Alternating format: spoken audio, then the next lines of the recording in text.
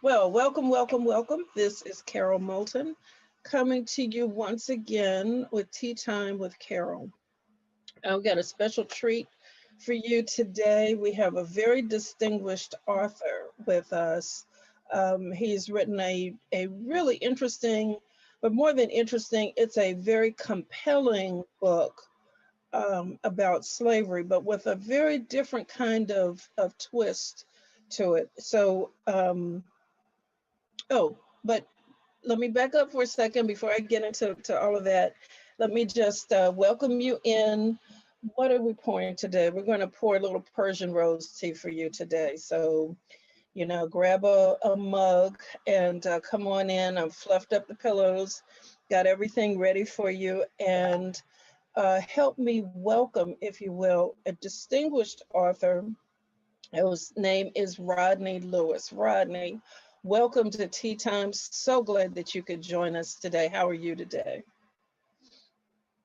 Great, Carol. Thanks for inviting me, and I hope you're okay as well. Oh, thank you. It's our pleasure. And given that we're expecting a whole bunch of snow tonight and tomorrow, I wish we could do this interview with you in Barbados, which would be a lot better. And here, they're talking about snow through Friday, and today is Wednesday. Well, Huh? what is your temperature like out there right now? Oh, right now it's nice. Right now it's like I think high 30s, 40s. I know it sounds crazy, but it's comfortable. The sun is shining. It looks fine.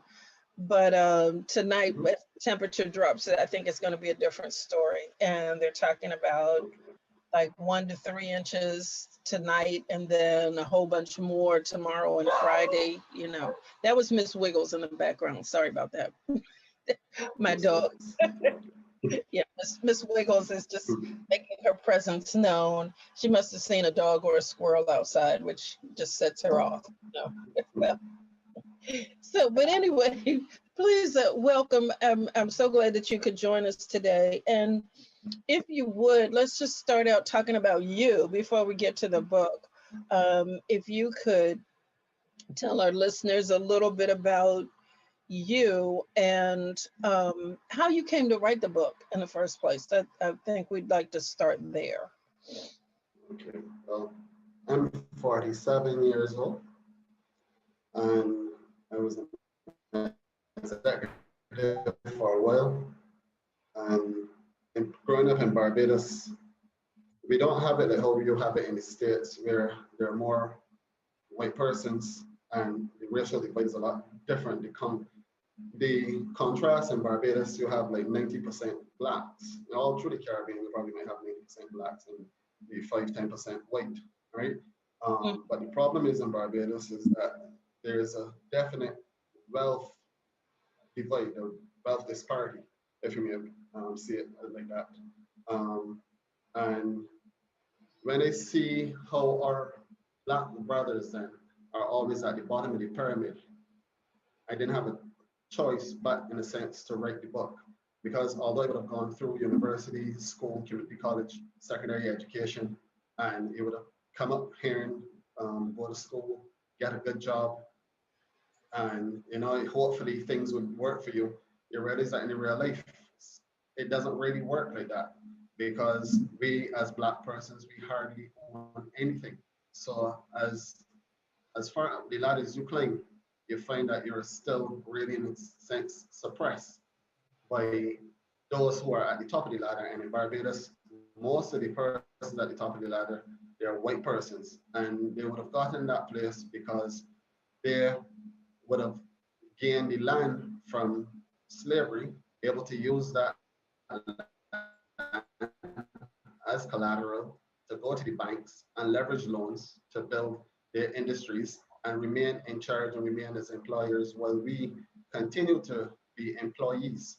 So I didn't have a choice in a sense but to write the book because I saw that as a big challenge. And for us, we need to pull our resources together to try to get out of this slump where we're at right now. I had to write the book because I don't think that we as Black people are taking this as seriously as we should. It's 400 years and we're still having basically the same dialogue. It's 400 years and we are still being looked at as less than human beings. And we as a people are too divided as a people. We're divided in our homes, we're divided in our language, we're divided in our religion, we're divided in our communities. And you know, I wanted to make a connection between the past, as you said already, is not just on slavery, it's written with a twist. I wanted to see how the past had a direct correlation with how we are presently and how it would affect our future. And I also didn't just want an academic application of the book or the topic. I wanted persons to have a practical appreciation so that we don't just use our knowledge just to massage our own egos, but we use that knowledge in order to help persons, you know, build, grow, and understand who they are as Black people. So that is basically it. Okay. Well, you know, everybody may or may not be aware that there was slavery in places other than the United States.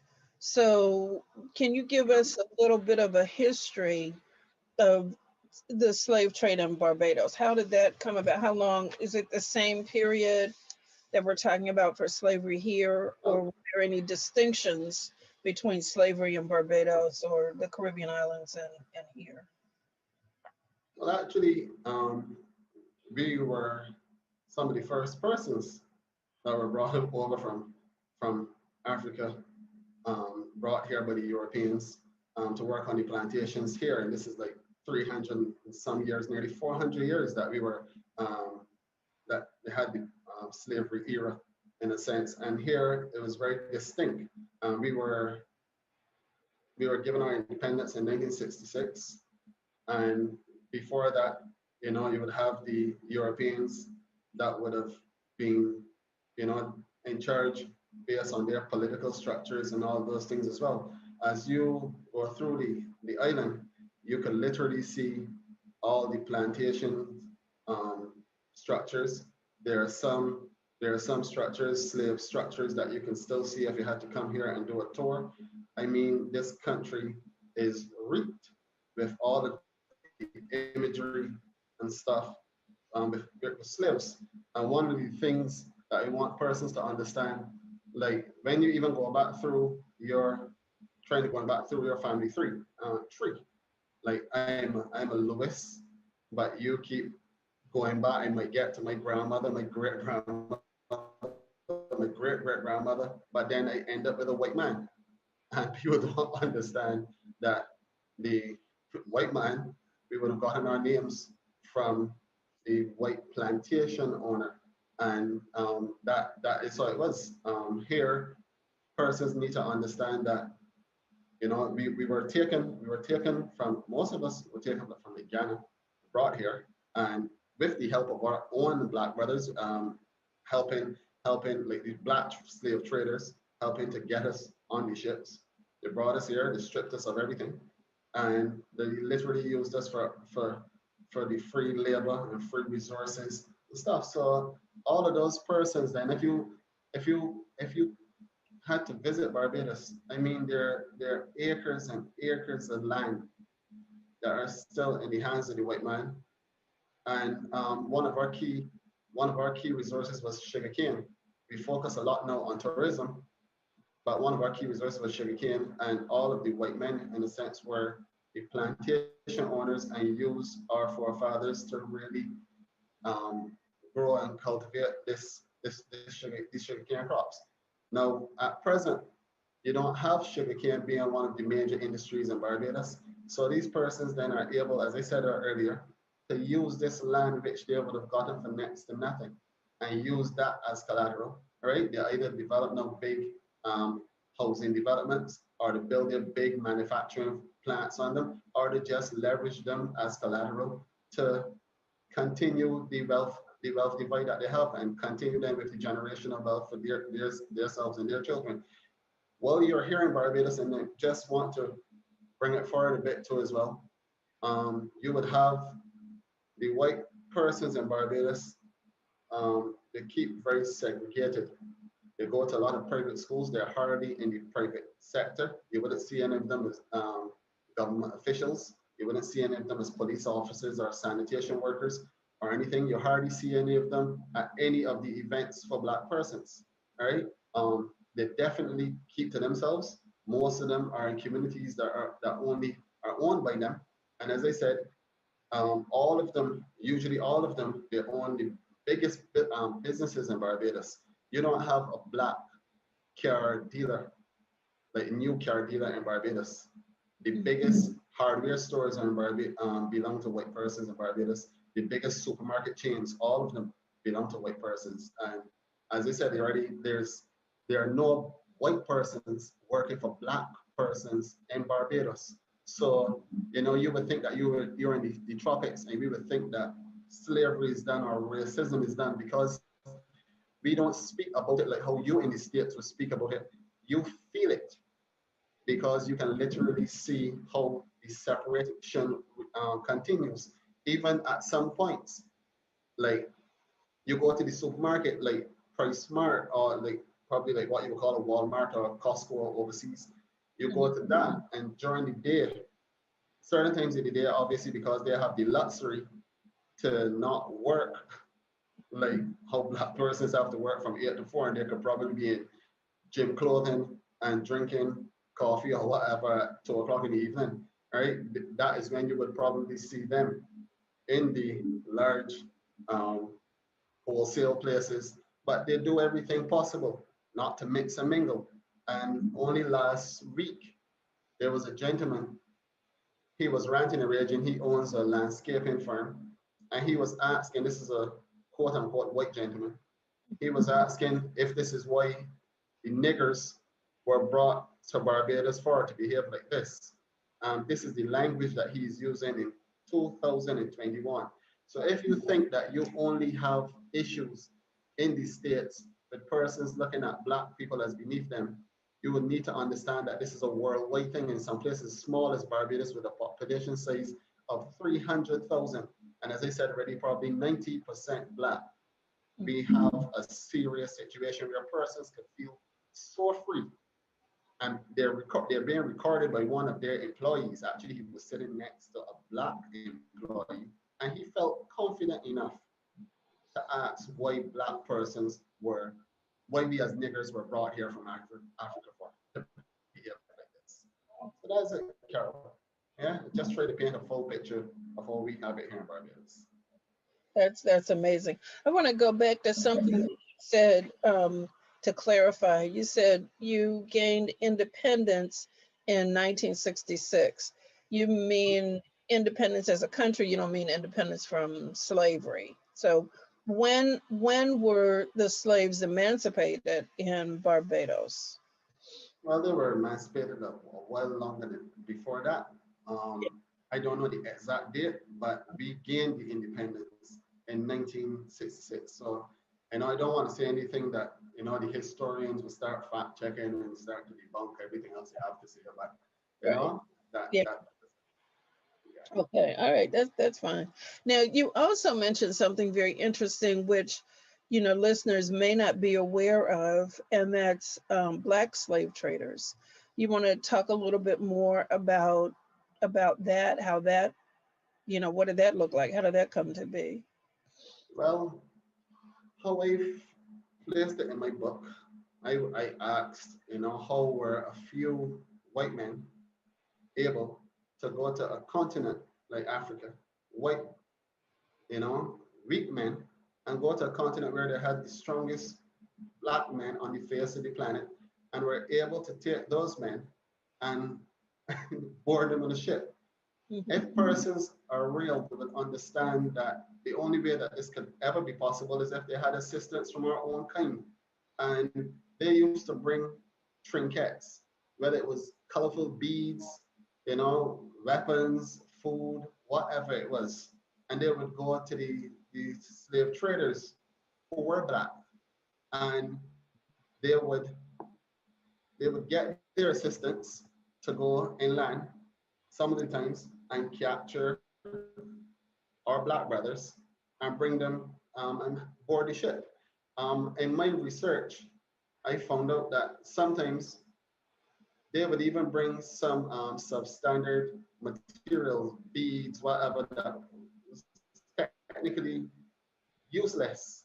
And what they would do, they didn't want obviously to go back empty-handed, so they would try then to bribe some of the inhabitants to still give them slaves so that they could go back home with slaves in a sense. And from my research, I don't know if I would be corrected on this or not, but sometimes what happened is that they would take your brother or some family member and literally hold them hostage and send you to capture more slaves and say, well, all right, but if you didn't bring back anyone, then we would take this particular family member and take them back to the island and use them as a slave, right? I'm wondering, I understand, as I said in my previous interview, that there are wicked people on both sides of the spectrum, right? And money, the greed or the desire for money could sometimes make you act foolishly. And it is just amazing that, as I said in the book too as well, that we were willing to exchange mud for gold. Our people are gold, and we need to understand that once they are able then to separate us and whisper in our ears individually, they would be able to continue to conquer us. And that's exactly what would have happened in this slave trading era, right? Uh-huh. Yeah, well, that's very true, and unfortunately, I think it continues even into today, where you see that we have difficulty aligning ourselves with each other and supporting each other, and hopefully, you know, we'll see changes in that and see the need for us to come together and understand how we've been so divided and how that has worked to keep us divided for so long. Which brings me actually to the title of your book, Divided by Design. Um, Now, just to kind of reset the stage a little bit on that, your book is a narrative and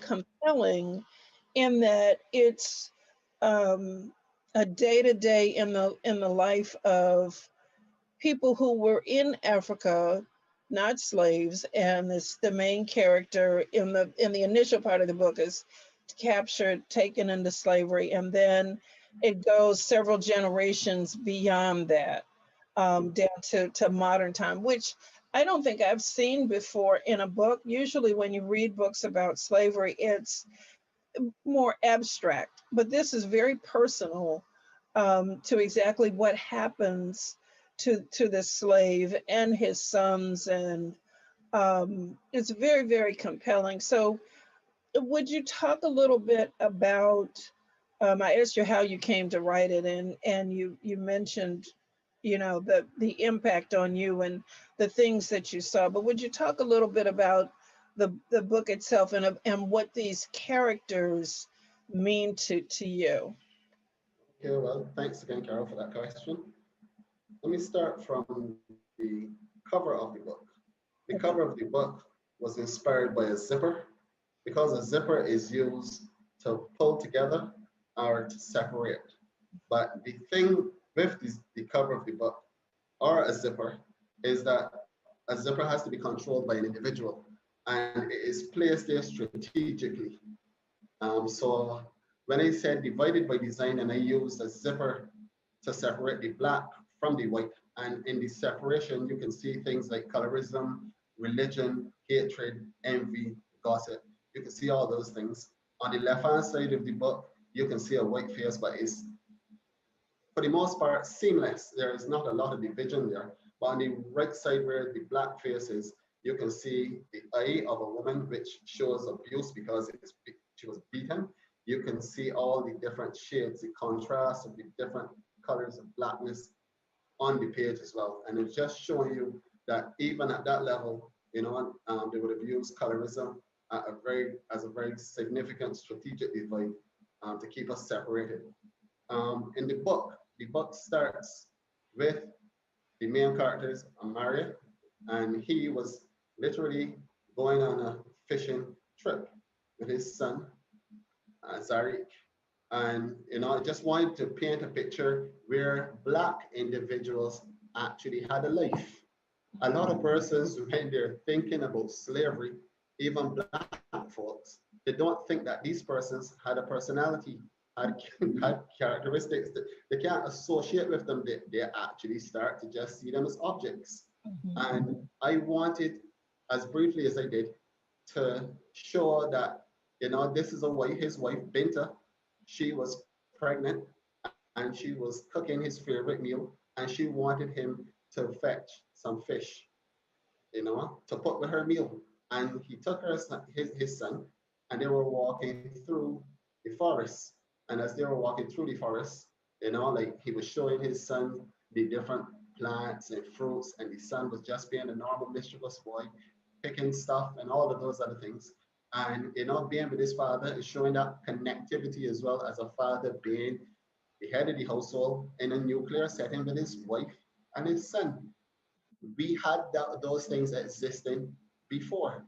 And while they were in that space, the Europeans came along with one of the Black brothers, and they started to hunt him. And for the first time ever, he, in an environment where he felt comfortable and knew everything like the back of his hands, he felt now like a prey. I could only understand how devastated he was for his home then to be turned upside down.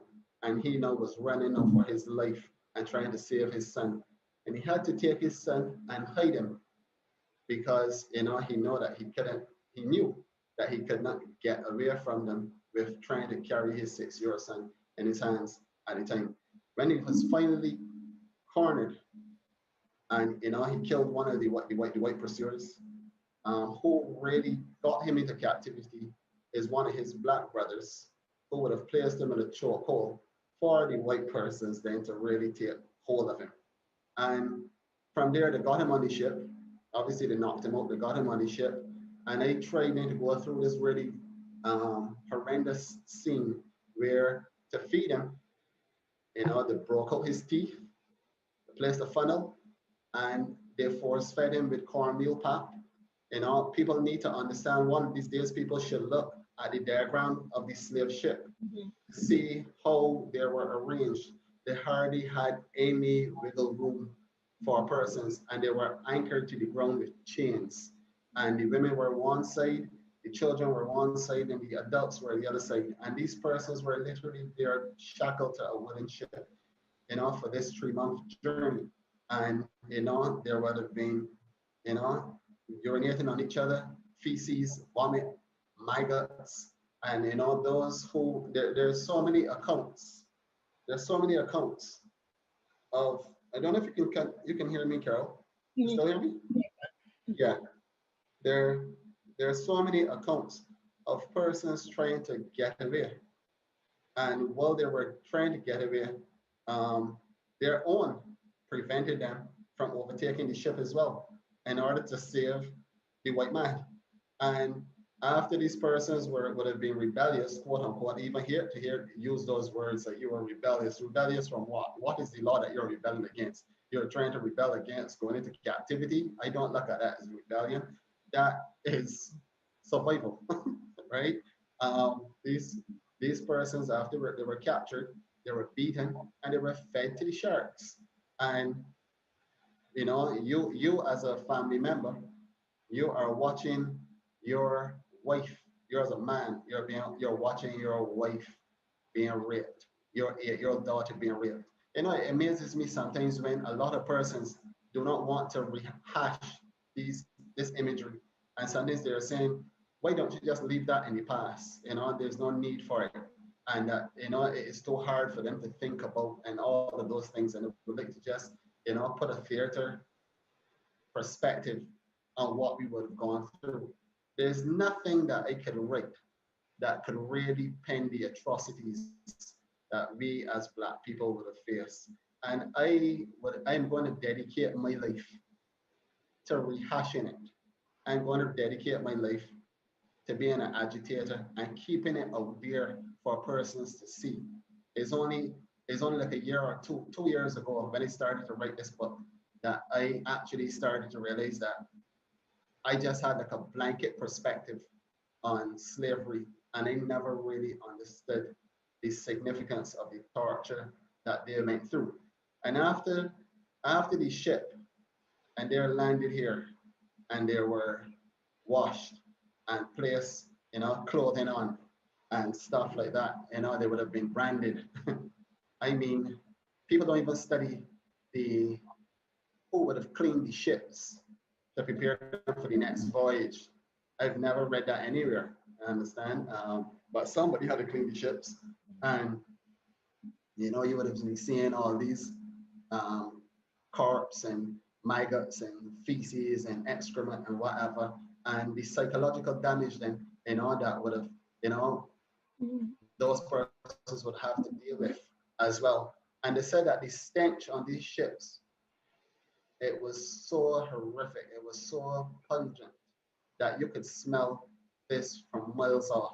And one of the other things that really caught my attention is that they literally had insurance for these slaves as well. I mean, this was true property, you understand? Because sometimes when they had a lot of dissension on the boat, sometimes the slave owners or the persons in charge, the captains and whatever, would just get upset and feed these slaves to the sharks. And then when they got here, then obviously it was an expensive trade, and they wanted to make sure that they could get their money back. So the slaves were insured, but not insured for their own protection, but insured because they wanted to make sure that the plantation owners would be able to get their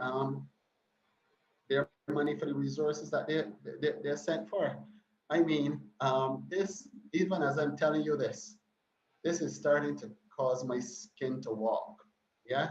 And they would come here and people would wonder, big burly Black men, strong men, you know.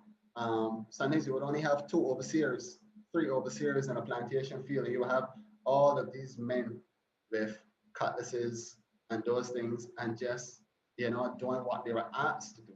And one thing people have to understand is that a lack of communication causes that. If one of the things that the slave trader was instrumental in doing, one of the things he would have done is remove the ability to communicate.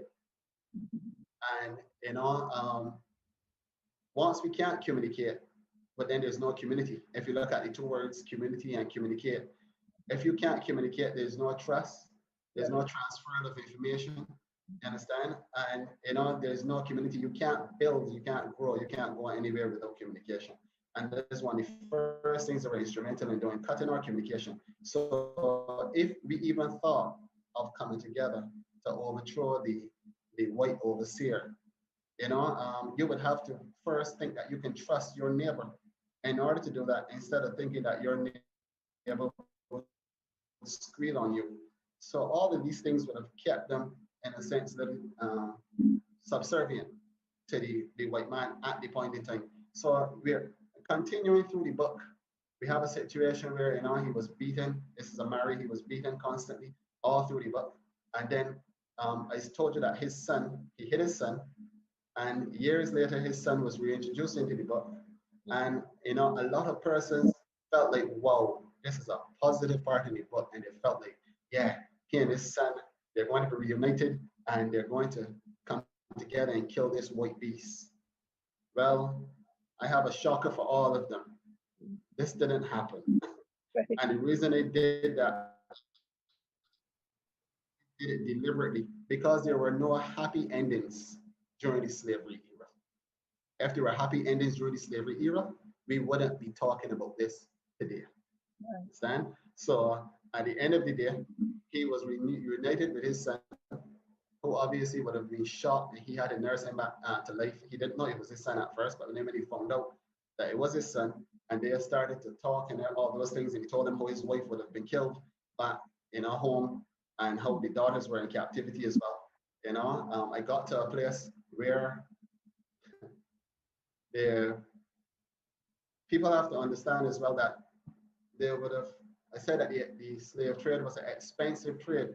What they started to do is use bucks, these strong black men for their seeds. They use the strong black men for their seeds so that they could procreate. And they would breed. And once the breeding then was in house, they wouldn't have a heavy reliance on on importing slaves. But this is what happened. You would have the bucks being revered because, in a sense, then, the white man needed their seeds. And this is one of the reasons why black men are so focused as well on their phallic symbols, their penis. And, a lot of attention is placed on dicks instead of attention being placed on bricks. As I told you before, we focus on tearing down walls with our dicks instead of building walls with our bricks. And one of these situations in the book, scenarios in the book, they had these women lined up for the bucks to have sex with them. Ironically, two of the ladies that were there were Amari's daughters, but he had never seen them. So since he knew that his daughters were in it, he did everything possible not to have sex. And Massa thought this here was an insult to his authority, and he wanted to showcase the fact that he was the governing body, and in doing that, he tried to embarrass and demoralize Amaria to the to the extreme. And what he did, he tied him on a tree and he buggered him. He committed homosexual acts, if persons don't understand what buggered means. But he committed homosexual acts with him. And in front of his family, in front of everyone. I mean, what level of a dog you could be, to take out your white penis and drive it up a black man's butt in front of his family. And after that happened, we shot him. And people have to understand sometimes you have to put things in context. They did this a lot in Jamaica, right? Where Massa would bugger a lot of the slaves. And that's one of the reasons why the Jamaicans are so opposed to homosexuality in that regard, because it was one of the torturous activities, right? One of the main torturous activities that they would have had to go through. And the tribe that they came from, they were a little bit more aggressive and stuff, but Black Man, the Massa, would say that he's literally breaking the will of his slaves by breaking their butts. Yeah. And so after that, Massa, they raped the daughters of the main character. She gave birth to her son. And, after Massa died and whatever, she would have had now a child. And she, as a woman, now she's trying to raise this man. But all of the bucks now, who would have been revered, as I mentioned before, they would have been given, their seed to women and never knew who their children were. So in a sense, then they were just used for sex. They didn't understand then they took a man then that came up in a nuclear setting, used him just as an instrument to breed women. Then they moved that nuclear mindset out of him. And he's just now a breeder, an instrument now to pass semen. And all he's doing now, probably as a method to cope with the environment that he's in, he started now to adopt that behavior and that mold. He started to adopt that as well, Carol. And nobody then wanted them to look at the Black woman then as the empress or their queens. They just started to use them as a vessel to disseminate their seminal fluids and impregnate and move on. And because they didn't have any responsibility in terms of bringing up a family and stuff, they just continue to do that. And ironically, this single mother bringing up her son without the tools to bring up the son, and the son looking at these bucks as role models. He started in a sense and seeing these bucks now looking at his mother as just a piece of meat too as well. He started to adopt that as well. And I did all of that to show the role models that we as men have today. We have, that is what we have as role models today, men who are just, for the lack of better words, screwing women and don't have any intention of necessarily settling with them. And from there, then I fast forwarded to the current times. Um, I wanted to show, as I said already, how the sexual impact, the brutality, even back then when it was coming forward, I had a part in the book where the main character was praying to God. He asked, why did you take me from mud or take me from the dirt to treat me as the dirt? And I can't remember watching anything or hearing any um, pieces on the black slaves praying. I can't. And if you read that prayer, it was him literally crying out, asking God, in a sense, then why are you allowing this evil? Why are you allowing this evil to happen to me? And I brought it then to the future times with a young mother trying to navigate life with her daughter. And I ironically started it in poverty. This young mother is living in poverty. She has a child father who already has a football team of children. And all he's doing is propositioning her for sex all the time, and never even paying any attention to her young daughter. And when I said I started in poverty, it's because I want persons, as I will continue to reiterate, I want persons to understand that poverty is a direct byproduct of slavery. It is a direct byproduct. Sometimes you could have all the education in the world, you could have everything, but if you don't have the opportunities, you have all the resources. If you don't have the opportunities which they were given by default, you don't amass anything much. And so here we are. We started with a young mother, as I said, already trying to navigate life with her daughter. And the daughter was of very dark complexion. And I don't know if your audience can see me or not, but I have a very high melanin concentration, which I'm very proud of, right? And the daughter, she would have gone through school and she would have been bullied at the very tender age of 7. She would have been bullied about her complexion. They would have called her black bitch, gollywog, blackbird, tar baby. And I would stop here for a minute to say that this was a very intimate moment for me, because I literally would have used my experience to place this in a fictional way in the book. But this was actually my experience. I was actually reliving my experience as a 7-year-old boy at school and writing it in the book. And it was amazing. It is amazing that the class, as I said already, Barbados is 90% black. In a class that was filled with black persons, and not like your tone, but my tone. And it's amazing that no one wanted to be the blackest. All of the kids were black, and no one wanted to be the blackest. It didn't matter if you were dumb. It didn't matter if you had one leg, half of a head. You could have had horns, right?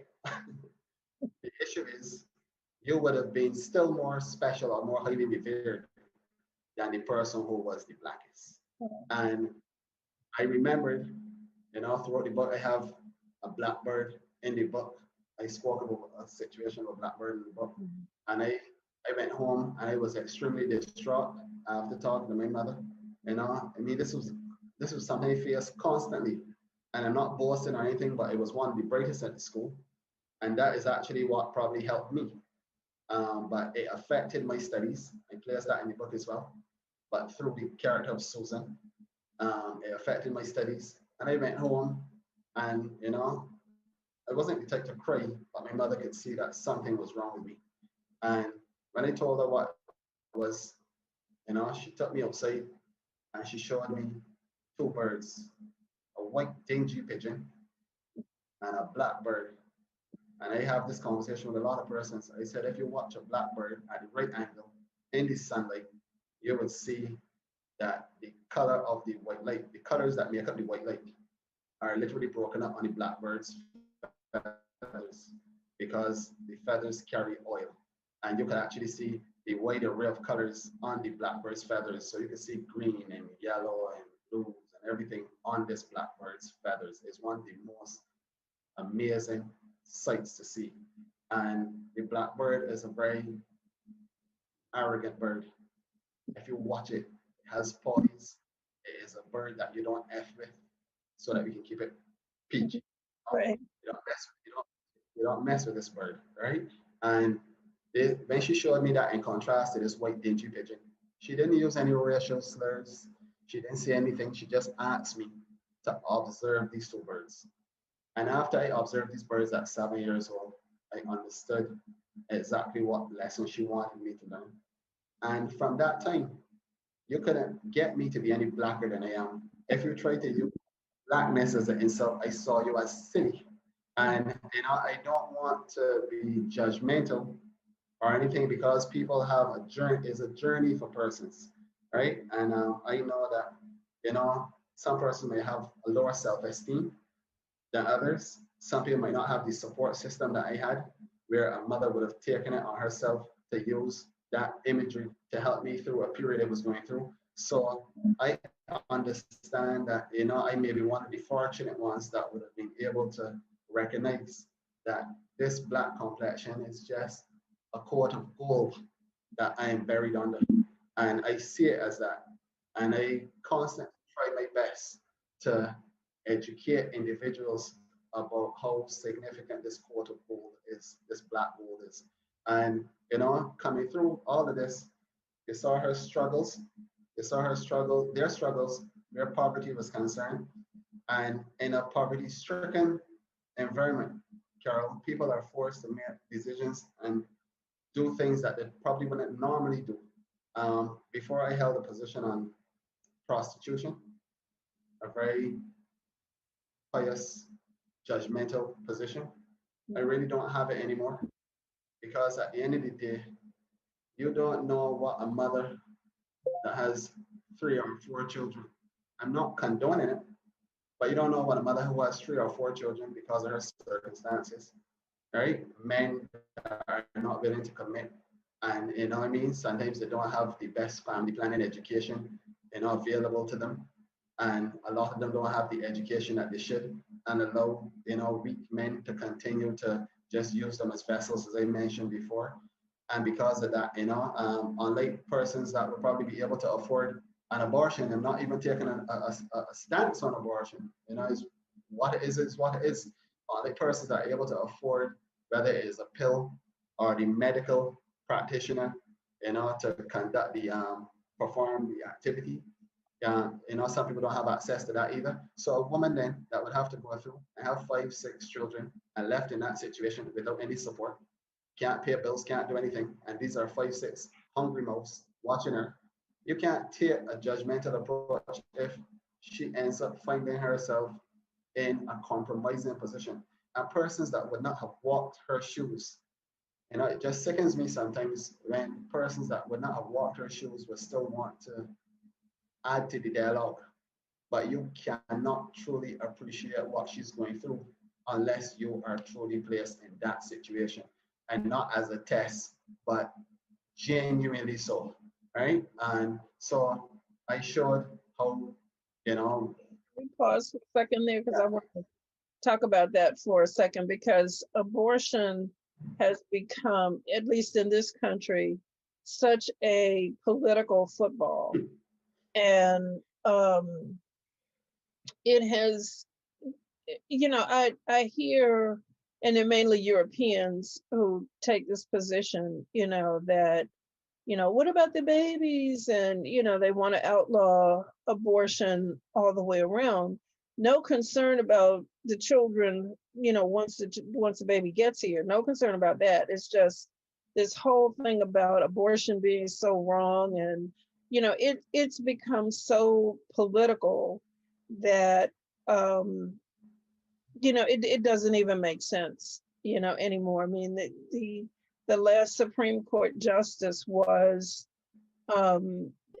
pushed through basically because of her views on abortion. I think she's got a football team of children herself, but it's I think you're right that it's such a narrow way of looking at the situation. It doesn't address the underlying issue, at all. And, but there's something else that I wanted to ask you about.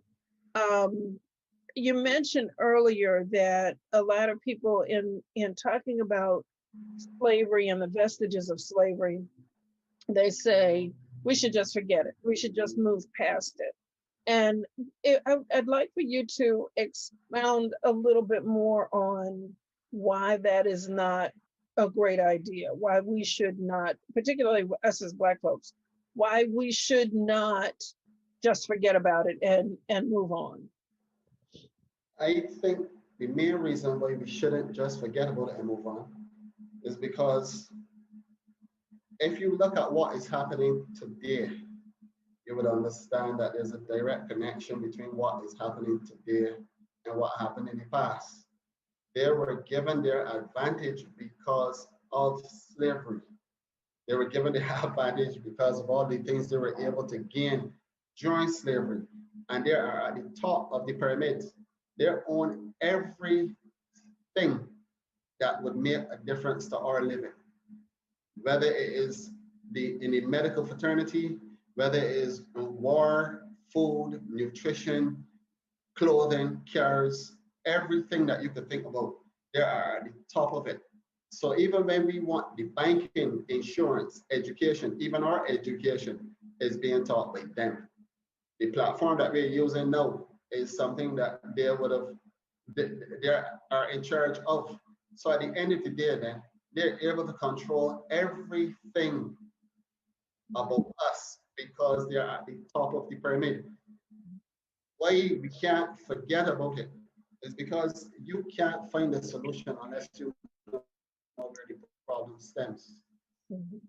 You can't feel as though, because things seem as though they're the waters are settled and calm. You should never ever believe that the waters are truly settled and calm. I mean, look at what happened to your capital. Mm-hmm. Look at when Black people riot in the states, how the police behave.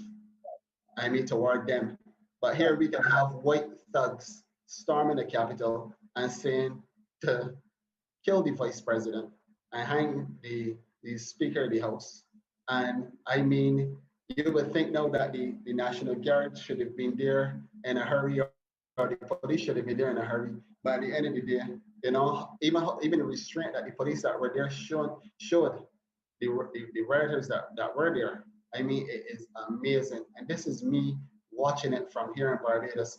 Why we can't forget about what happened to us is when you watch things like George Floyd. I mean, on the ground, and you could see the intent of that white policeman with his knee on his neck. When you see that, I think because that was actually shown like for so long to the general public, that is why the players, white, black, everybody, whether they were pretending or not, you would have to be a total demon for that not to have penetrated your core. Mm-hmm. Right? When you look at, Black children in a toy store, I mean, in a toy store, for God's sake, playing with a toy gun, and you're gonna have a policeman come and offload his weapon on you because he felt as though he was threatened. Yeah. And then you have black men, I mean, meters away from a policeman with a penknife. But then you can have 5 and 6 policemen shooting them as though they're on a range. You can have Breonna Taylor, people rush into the house and shoot a woman that is sitting and watching her television. And then what sickens me, Carol, is that when you see these events, I'm so tired of watching them now, where you will see the mother or the aunt of these children, these men, coming on TV with a million microphones in front of them and with a lawyer and crying their hearts out for another child that would have been killed. And then afterwards, I don't know if it is politically driven or not, then to come out to quell the reactions of their black brothers and say, you know what, we don't want any violence, we don't want this, we don't want that. And the lawyer is there, you know, could be for self-seeking reasons too. You know, he's there getting on as though he's consoling and whatever. It is time that this nonsense stops, right? We're not there for target practice. But these people continue to see us as being lesser than they are. They don't see us as equals. And unless we get to change the dynamics of this nonsense that's going on, Carol, it will continue like this. So when people say, you know, stop rehashing the past, stop going back, I want persons to understand when you look at your history, your mother, your grandmother, your great grandmother would be persons that had some sort of moral base, some sort of ethical foundation, right? They wouldn't be using, they never thought it the right thing to step on persons to progress. It is okay to say you have white friends now that don't that entertain you and you can go to their houses and stuff. But when they start going back through their past, they get to their great grandmother and their great grandfather and whatever that would have been deeply embedded in this slavery time. And for y'all, it's even more current when they sit down and see that in 1960, whatever, and in 1970s, y'all were still there struggling, and black people couldn't even rightly vote or own land and that type of stuff. I mean, less than 4 decades ago. I mean, and civil rights movement and all those things. I mean, for you all, it's even more present, right? So this shouldn't be something where people they're just looking at it as, you know, as history. Right. The wound is still too fresh for you to come. It is still an open wound. So I would like persons to literally stop just looking at it as that time and this time. It's just a continuation. Yeah. Oh, you're absolutely right. You know, because I think what white folks have realized is that the key to everything is voting.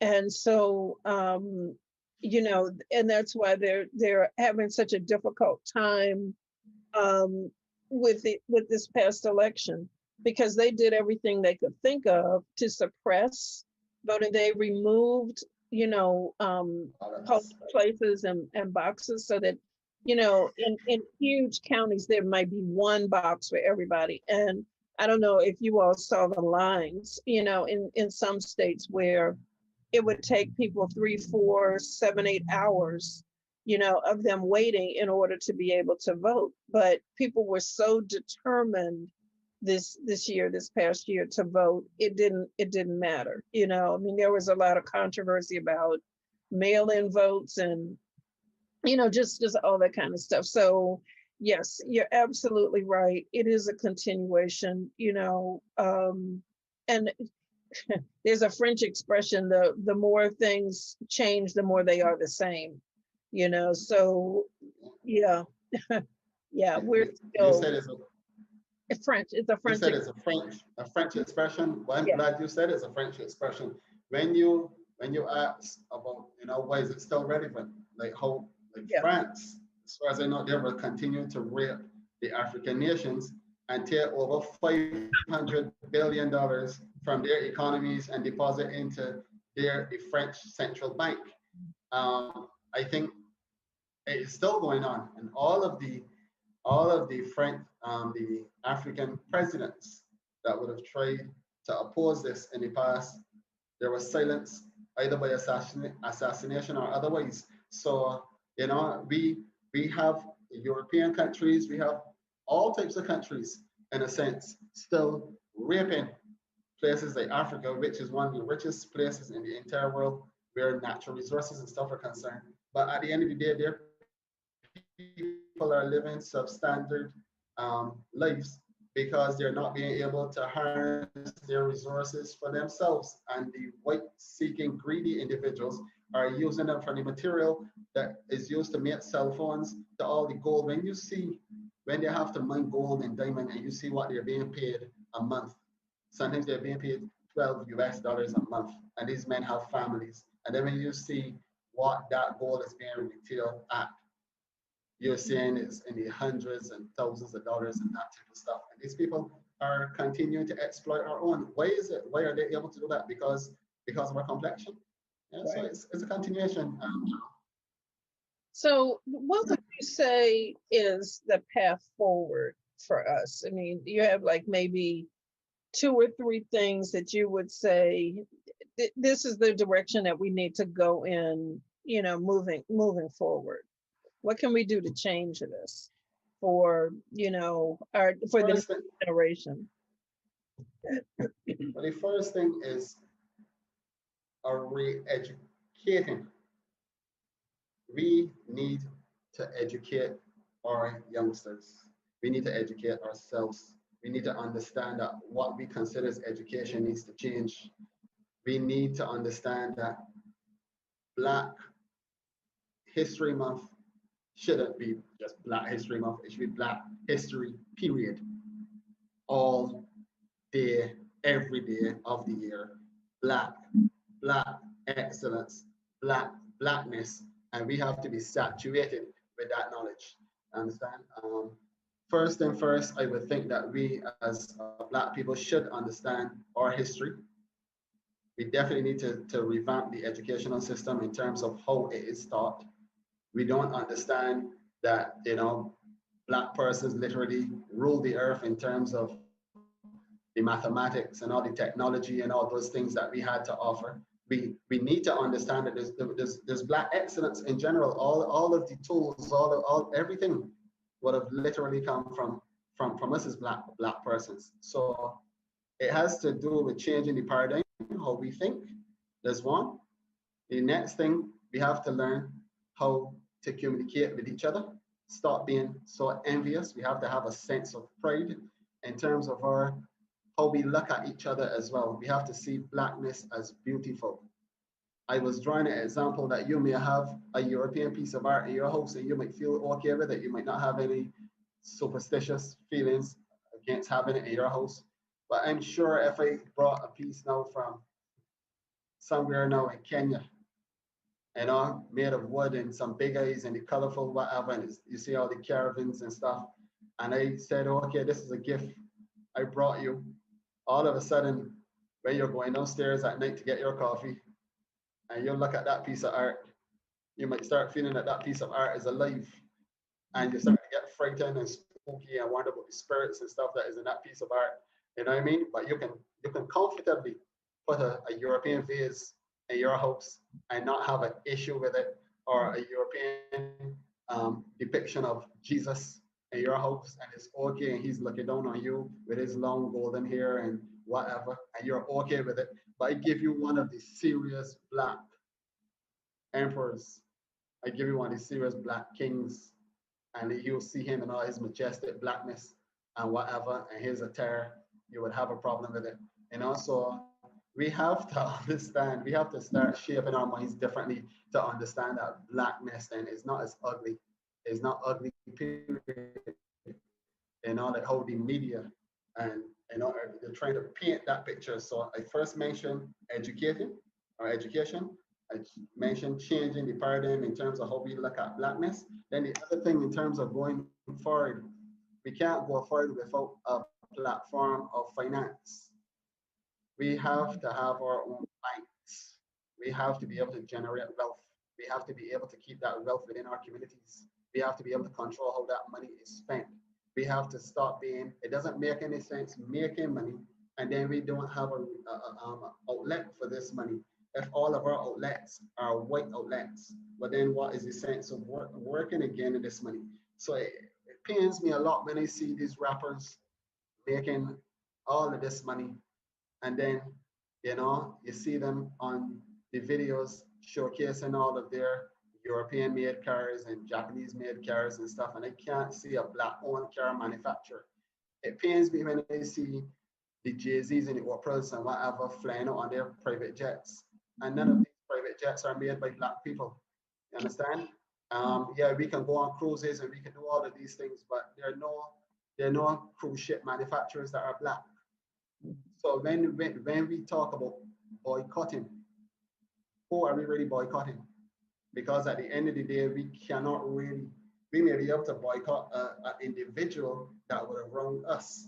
But in the grand scheme of things, because we don't own anything, we are still going to be led right back to spending our money with the persons that own everything. So education, a change in paradigm, finances, insurance companies, all of these things, right? And then, everybody has the right to serve who they want to serve. But we also still need to have a true appreciation for the place that, or the role that religion plays as well in keeping our people where they're at present. And lastly, I mean, I mentioned this in a sense, but we need to be able to support one another. So even in the absence of finance, encouraging words, but helping to motivate and build up somebody's spirit and understand that words mean a lot, right? Even at the most basic level, because don't think that this is going to change tomorrow. This is what we are doing here now, Carol. We may never see the full manifestation of what we are doing, but the ones that are coming after us, we hope that they are able then to see the fruits of our labor. And I'm glad that you asked about what positive things, in the future. What things can we do to help build that level of that platform for us in the future? And in the book, I mentioned that there were no black giants in the book. It's at the back of the book, there are no black giants. I mentioned there were 7 white giants holding chains. It's very metaphoric. 7 white giants, and people ask me why I use 7, but 7 is the number of completion. So I was literally trying to say that the persons that own the wealth and at the top of the tier, that platform would have been solidified to a level then that there's no room for inclusion. We need to penetrate that barrier. We need to spend our time picking away at that barrier so that we as Black persons could also be counted as Black giants and be on that platform so that we can help out one another as well, right? So that is basically it, Carol. Well, Rodney, this has been really, really interesting and really moving that you looked at slavery in this very different way that I've never seen before. And you personalized it and brought it, very strategically into today's, and how it resonates with us today. We can't just say, well, that's over there and there's no impact on us today. And it impacts the way we think, the way we treat each other, the way we spend our money, the way we allow our children to be educated. There's an impact all the way down the line. So listen, I just want to thank you for your time today. This has been really, really wonderful. And again, the book is Divided by Design. I encourage all of our listeners to purchase it. You can get it on Kindle or your local bookstores. We want to work with Rodney to make sure that it's available, more available within the state. So, but look for it. Ask your booksellers to carry it so that this is a word that really needs to get out, because we cannot forget the past, because there is a saying, those who forget the past are doomed to repeat it.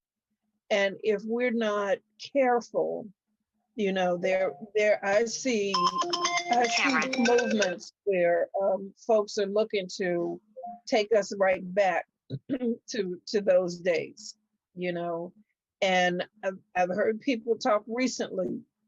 There was a sheriff recently who was saying, well, what was so bad about slavery? They were fed, they had clothes, they had housing. I don't see what was so bad about it. So if you have that kind of thought, it was a sheriff recently, very recently. He didn't know his mic was on, his body thing was on. He didn't know it was on. And this was a conversation that he had with another police officer. And he was saying, what was so bad about it? They had housing, they had food, they were taken care of. I don't think it was such a bad thing, you know. So if you've got that kind of idea germinating here, I'm sure he's not the only one who feels that way. Our responsibility is to be very careful and judicious that that seed does not take hold.